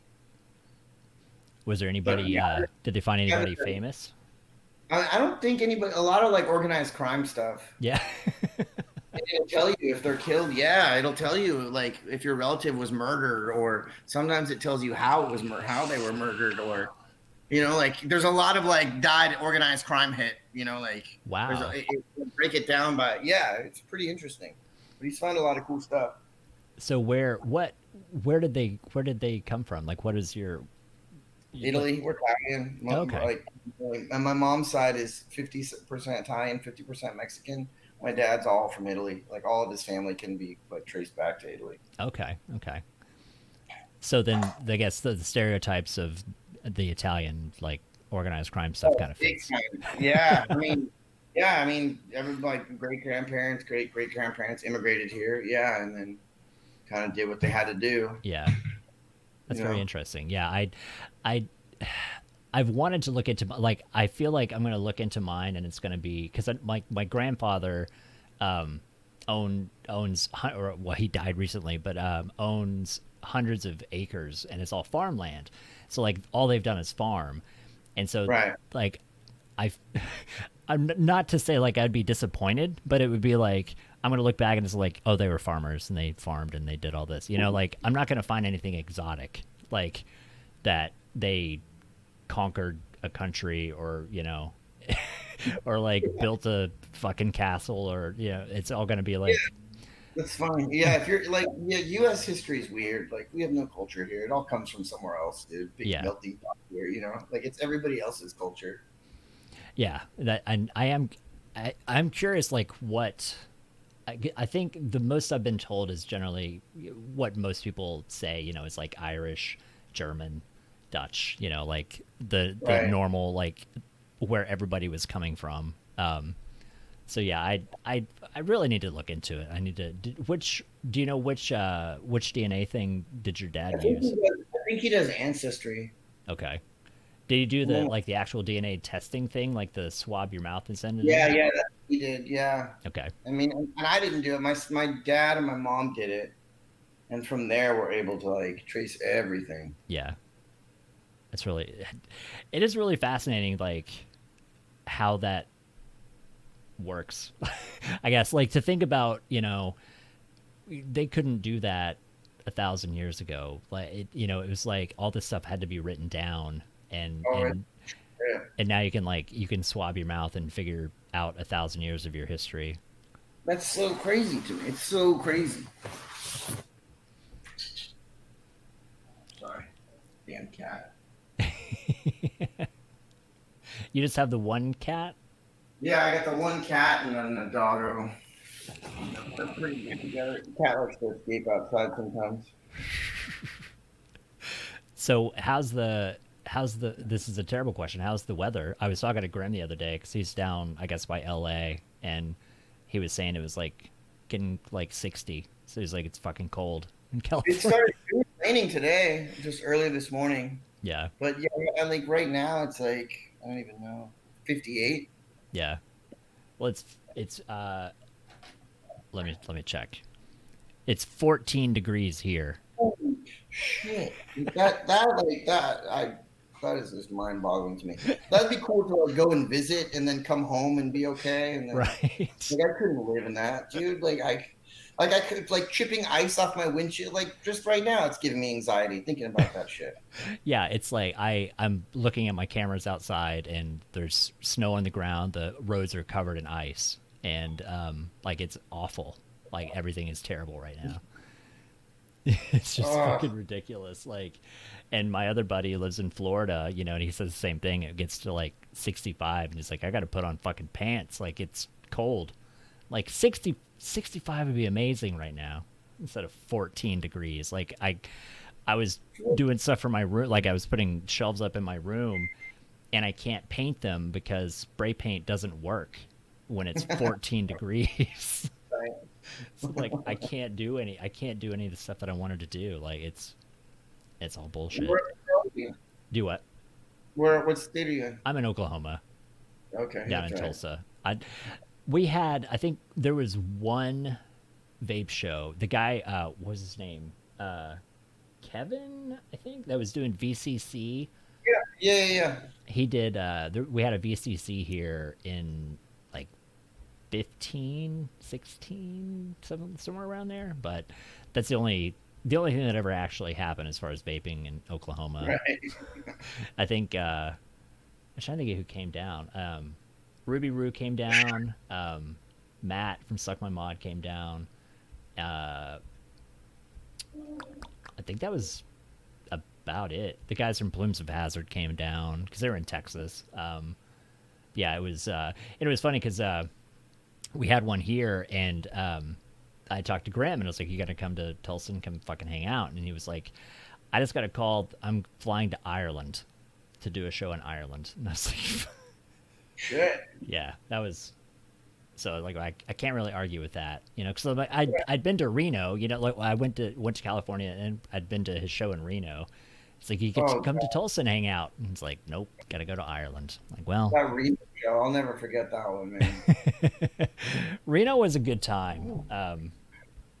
We've we've had a lot of really like I mean that's the thing too is like I'm back to the convention stuff. Like it was we had such a good time doing that, like hanging out, and those shows were, you know, definitely highlights of my life, you know, like especially Yeah. me, all the people that we've met along the way, and you know, it's that's the thing, and I've said that for years now since all this stuff has been going downhill. Like that's the biggest thing for me. Like I'd said before, that all the friendships that you make, that it's like I may never get to hang out with this person again. I mean, like we could make it happen, but it's like, you know, you meet these, and that's just all gone. And I think that's the part that people don't realize when they think about banning vaping. It's like you've just broken up like tons of friends that got to hang out across the world. Yep. Yep. Those are the days. But well, cool, man. I guess we can wrap up. I gotta start getting around. I've got to go pick up my niece from work because of the icy roads. I've got to. Well, I've got to. careful, man. Yeah, it's thankfully she's only like 5 miles away, but it was better me do it than her driving in snow and ice. Yeah, for Like sure. I rather, you know, an old man do it than a Yeah, 19-year old. right. We're expendable. Yeah. But well, cool, man. I appreciate you coming on and hanging out and sharing knowledge and having fun and talking movies. And we'll have to. I know, you know, I know you always, people always say like we should stay in touch better, like, but we should, like, we, you know, obviously we'll have to Sure. talk about movies, and we can hang out and watch a VR movie together. Definitely, dude. Yeah, we'll do stuff on VR, dude. That'd be great. Yeah, that'd be cool. And or even play games. Like I don't. That's the thing too, is I don't know very many people that have VR headsets. Oh, that's some good stuff. Some good stuff. Yeah, very cool. Well, I appreciate it, man. And I would say we can plug anything. I don't know if you, but I don't think you have anything to plug right now. We'll come Nope, back and no, plug the movie. soon, yeah, yeah, we'll chat about the movie as soon as I got some stuff to show you. Yeah, that'd be cool. Yeah, we'll definitely do another show on that, because I had another friend of mine that I went to high school with. They just dropped a movie a few months ago, and came on and had a big show about that. So we'll that was a fun show. Like it's fun to talk about movie stuff, because like especially from that side of it, you know, because as a Oh viewer, yeah, like we have a different we'll do something experience. So on here too. And yeah, he's good to yeah, that'd be talk cool. to about. Yeah. Yeah, yeah, definitely. We'll do that then. Well, cool, man. Well, I appreciate it again. So thanks so much, and it's good to catch up. For sure. We'll do this again soon, brother. You got it, brother. All We'll right. talk soon. All right, take care, man. All right, man. Thank you, brother.